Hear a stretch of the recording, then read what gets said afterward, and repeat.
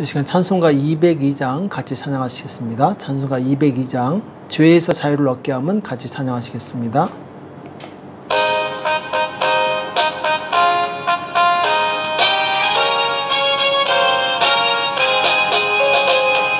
죄에서 자유를 얻게 함은 보혈의 능력 주의 보혈 시험을 이기는 승리되니 참 놀라운 능력이로다.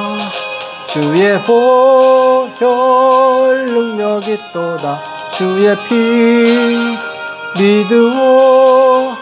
주의 보혈 그 어린 양의 매우 귀중한 피로다. 육체의 정욕을 이기림은 보혈의 능력 주의 보혈 정결한 마음을 얻게 하니 참 놀라운 능력이로다. 주의 보혈 능력이 또다. 주의 피 믿으오. 주의 보혈 그 어린 양의 매우 귀중한 피로다. 눈보다 더 희게 맑히는 것 보혈의 능력 주의 보혈 부정한 모든 것 맑히시니 참 놀라운 능력이로다. 주의 보혈 능력이 또다. 주의 피 믿으오. 주의 보혈 그 어린 양의 매우 귀중한 피로다. 구주의 복음을 전할 제목 보혈의 능력 주의 보혈 날마다 나에게 찬송 주니 참 놀라운 능력이로다. 주의 보혈 능력이 또다. 주의 피 믿으오. 주의 보혈 그 어린 양의 매우 귀중한 피로다. 이 시간 다 같이 기도하시겠습니다. 살아계신 하나님 아버지, 이 새벽에 저들을 불러주시고 하나님 앞에 나올 수 있도록 은혜 주심을 감사합니다. 주의 성령님 우리 가운데 역사하사 영적인 분별력을 주시옵시고 이 어둡고 혼탁한 세상 가운데서 하나님 앞에 죄를 짓지 않고 거룩한 삶을 살아갈 수 있도록 도와주시옵소서. 예수님 오시는 날에 거룩한 신부로서 기쁨으로 주님을 맞이할 수 있도록 우리를 붙들어 주시옵소서. 우리 안에 어떤 죄가 있다면 주님 용서하여 주시옵시고 거룩함으로 하나님을 영원하게 하는 복된 삶을 살 수 있도록 역사하여 주시옵소서. 오늘도 우리에게 주시는 말씀을 듣기 원합니다. 주님 우리에게 말씀하여 주시옵시고 깨닫는 은혜가 있도록 도와주시옵소서. 이 시간 주께서 함께 해주실 것을 믿고 감사하며 예수님의 이름으로 간절히 기도합나이다. 아멘. 이 시간 하나님의 말씀 시편 76편 1절에서 3절까지 말씀을 같이 보시겠습니다. 시편 76편 1절에서 3절 같이 한 목소리로 합독하도록 하겠습니다. 같이 읽겠습니다. 시작.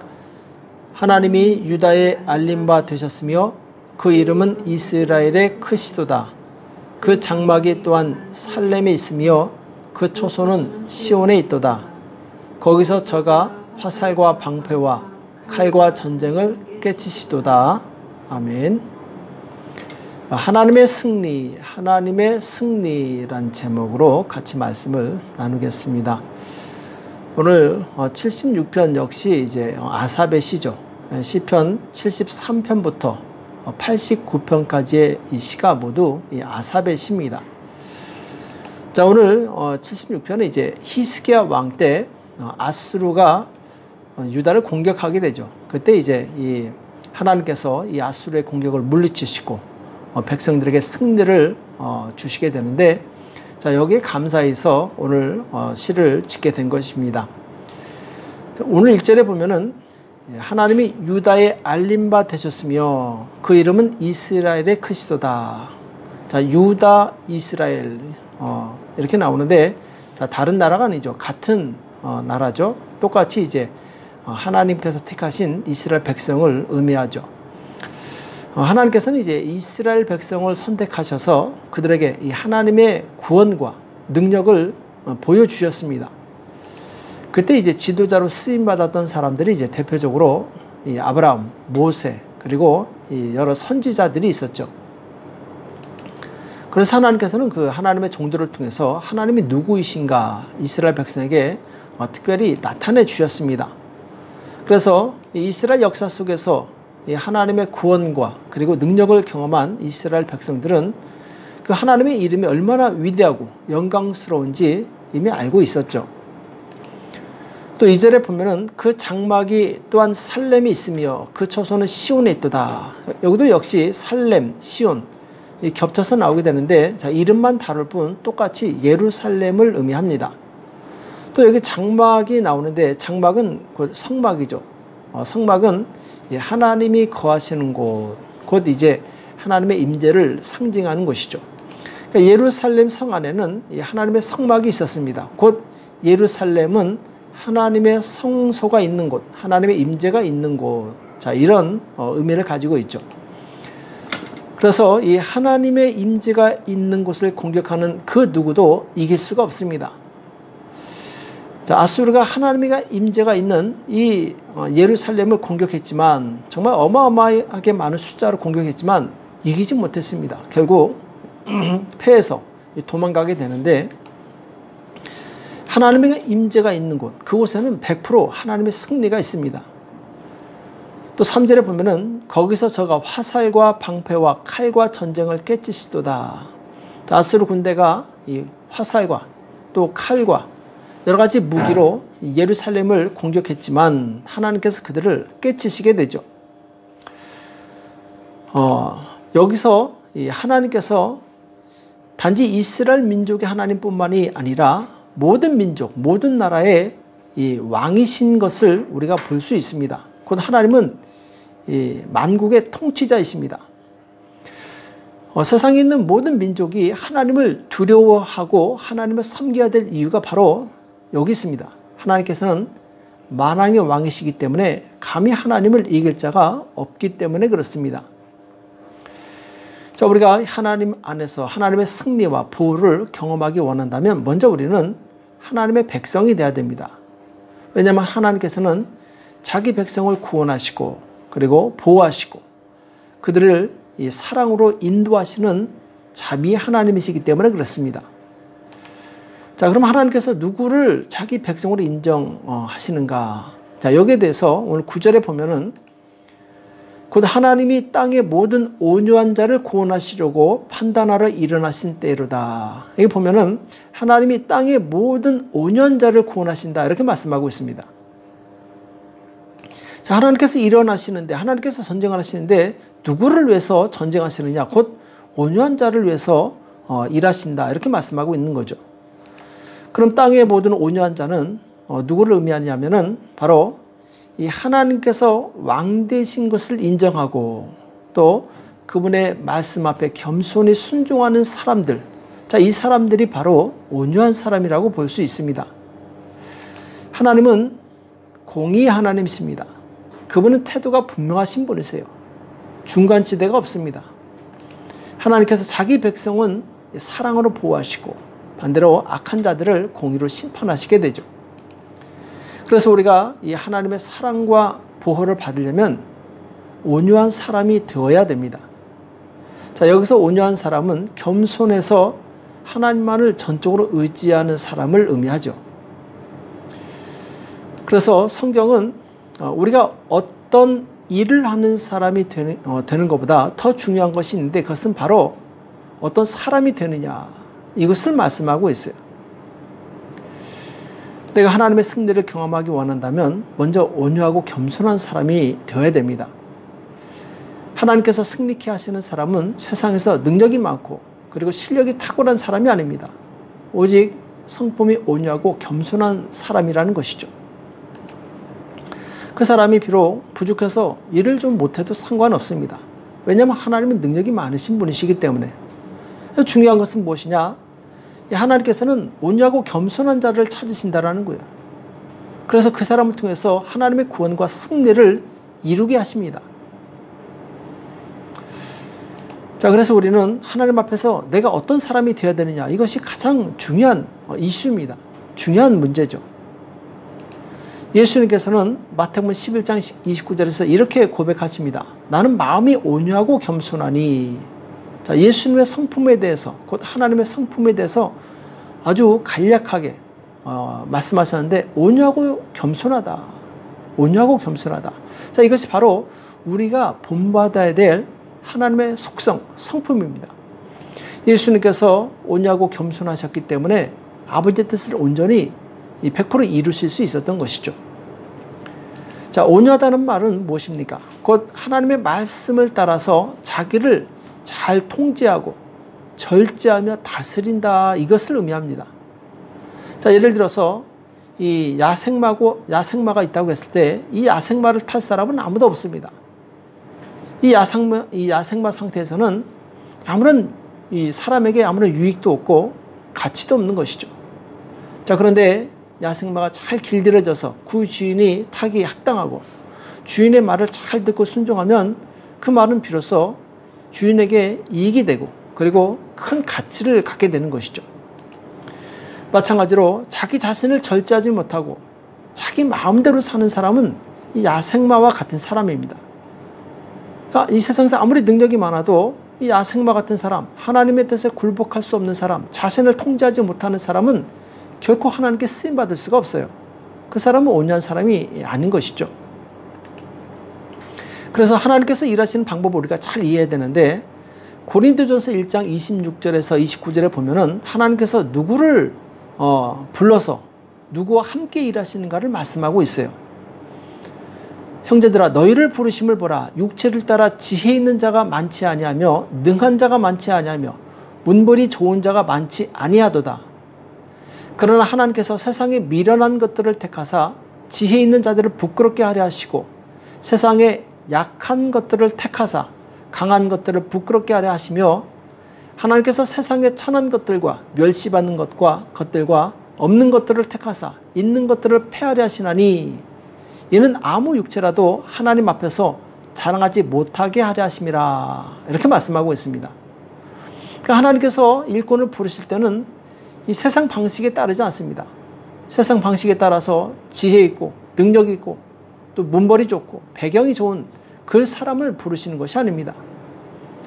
미련하고 약하고 천대받고 멸시받는 사람이라 할지라도 바탕이 좋은 사람을 부르십니다. 그 바탕이 좋다라는 게 무슨 말이냐? 곧 예수님처럼 마음이 온유하고 겸손한 사람이라는 것이죠. 그래서 우리가 하나님께 쓰임받고 하나님과 동행하고 싶다면 우리는 먼저 온유하고 겸손한 사람이 되어야 됩니다.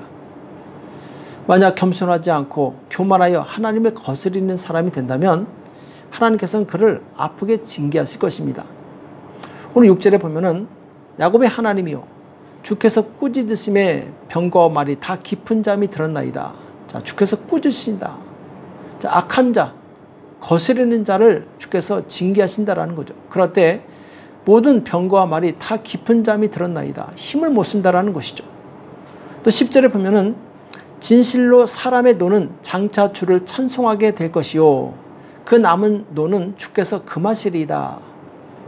자, 이 말씀이 참 어려운 말씀인데, 자, 이게 무슨 말이냐면은 이 사람이 교만하고 강팍해서 하나님 앞에서 노하고 혈궤를 부른다면 당연히 하나님께서 그 사람을 엄하게 징계하시겠죠.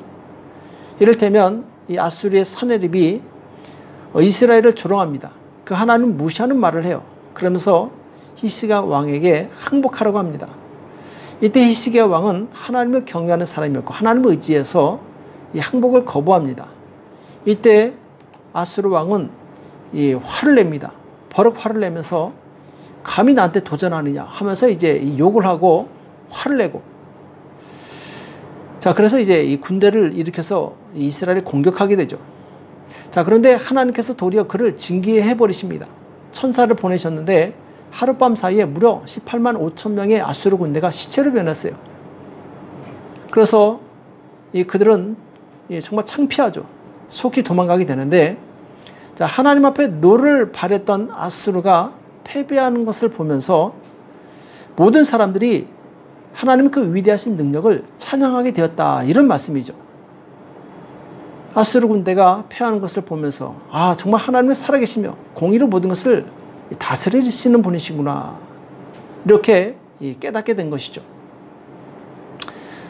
결국 아수르 왕이 분노한 것 때문에 하나님의 징계를 받았고, 또 이것으로 인해서 모든 사람이 하나님의 살아계신 것을 찬송하게 된 것입니다.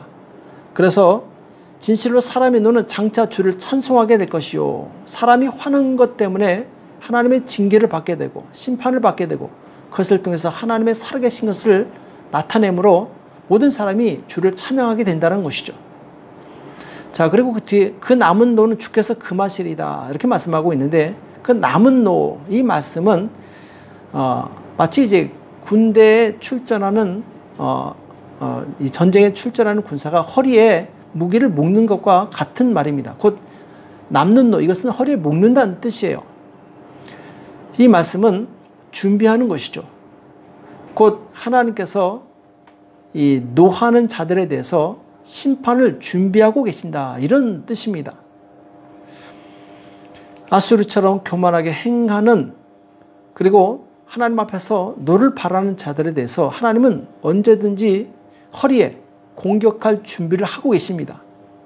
그래서 우리는 이 하나님의 징계를 받지 않으려면 속히 죄를 버리고 회개해야 됩니다. 그럴 때 그 사람은 이 하나님의 징계를 벗어날 수 있죠. 자, 오늘 11절에 보면은 하나님의 승리와 구원을 경험한 성도의 자세에 대해서 말씀하고 있습니다. 자, 두 가지를 말씀하고 있는데, 첫 번째는 이 서원을 갚으라, 곧 약속을 지키라는 것이고, 두 번째는 예물을 드려라. 11절에 보면은 너는 여호와 너희 하나님께 서원하고 갚으라. 사방에 있는 모든 자도 마땅히 경유할 이에게 예물을 드릴지로다. 자, 여기 서원하고 갚아라, 그리고 마땅히 경유할 이에게 예물을 드려라, 이렇게 말씀하고 있습니다. 두 가지를 말씀하고 있죠. 성도는 예수님을 나의 구주로 영접했을 때, 그때 이미 예수님의 뜻대로 살기로 약속을 했습니다. 그 약속을 죽을 때까지 지켜야 됩니다. 만약 내가 필요할 때만 하나님을 찾고, 또 내가 잘 나갈 때는 내 마음대로 산다면 이 사람은 진실한 성도라고 볼 수 없죠. 내가 하나님의 백성이라면 죽을 때까지 하나님의 백성답게 계명에 순종하면서 살아야 됩니다. 국민이 자기의 국민된 의무를 다할 때 국가도 그 사람의 권리를 인정해 줍니다. 그래서 법으로 그를 보호하게 되죠. 자, 그런데 자기 의무를 다하지 않는다면 국가도 그 사람에 대해서 책임을 지지 않습니다. 예를 들어서 이 국민이 세금을 내지 않는다면 국가는 그 사람을 보호하지 않습니다. 도리어 그 사람을 감옥에 보내서 그 자유를 빼앗아 버리죠. 성도도 마찬가지입니다. 하나님의 백성된 자기 의무를 다할 때, 그때 하나님께서 나의 자녀된 권리를 보장해 주시는 것이죠. 그래서 성도의 가장 기본적인 의무가 무엇이냐? 바로 온전한 주일 성수와 온전한 11조 생활입니다. 예배와 헌금 생활이죠. 예수님께서는 자신을 십자가에 못 박아서 나 같은 죄인을 영원한 지옥의 형벌에서 구원해 주셨습니다. 자신의 생명을 주신 이 그리스도의 놀라우신 은혜를 아는 사람이라면 마땅히 주일에 이 주님께 나와서 예배를 드리겠죠. 그리고 그 감사한 마음의 표시로서 예물을 드리겠죠. 세상에서도 잃어버린 돈을 찾아준 사람에게 관리적으로 일부의 액수를 돌려줍니다. 하물며 나를 영원한 지옥의 불에서 건져주신 이 예수님의 은혜를 아는 사람이 예수님께 나오면서 감사 예물을 드리지 않는 것은, 이것은 정상적인 신앙이 아닌 것이죠. 진정한 감사는 반드시 예물로 표현되게 되어 있습니다.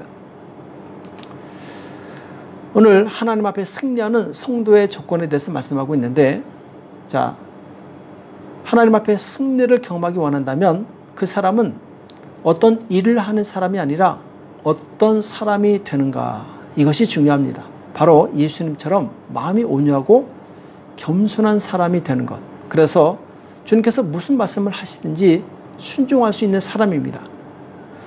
우리는 우리 신앙이 입술로만 하는 신앙이 되지 말아야 됩니다. 하나님께 드리는 것 없이 받기만을 바라는 이런 이기적인 신앙도 버려야 됩니다. 하나님 앞에서 이 하나님 주신 이 승리의 조건을 잘 갖추어서 하나님이 주신 승리를 계속해서 경험하는 저와 여러분이 되시길 예수님의 이름으로 축복합니다. 기도하겠습니다. 살아계신 하나님 아버지, 오늘 우리에게 말씀해 주시며 감사합니다. 하나님이 승리하시는 분이십니다. 하나님이 이기게 하시는 분이십니다. 그 하나님 앞에 우리가 온유하고 겸손한 자가 되어서 하나님이 주시는 놀라운 구원과 승리를 경험할 수 있도록 축복하여 주시옵소서. 우리 모든 이기적인 생각을 버리게 도와 주시옵시고 오직 주님 되신 삶을 살 수 있도록 역사하여 주시옵소서. 주께서 함께해 주실 것을 믿고 감사하며 예수님의 이름으로 간절히 기도합나이다. 아멘. 오늘 말씀 기억하시면서 하나님, 내가 정말 주님 앞에 그 주님이 주시는 놀라운 승리를 많이 경험할 수 있도록 내가 온전히 겸손한 사람이 될 수 있도록 온유한 사람이 될 수 있도록 나를 만들어 달라고, 또 나라와 민족을 위해서, 교회와 가정을 위해서, 자녀를 위해서 이 시간 합심해서 간절히 기도하겠습니다. 기도하겠습니다.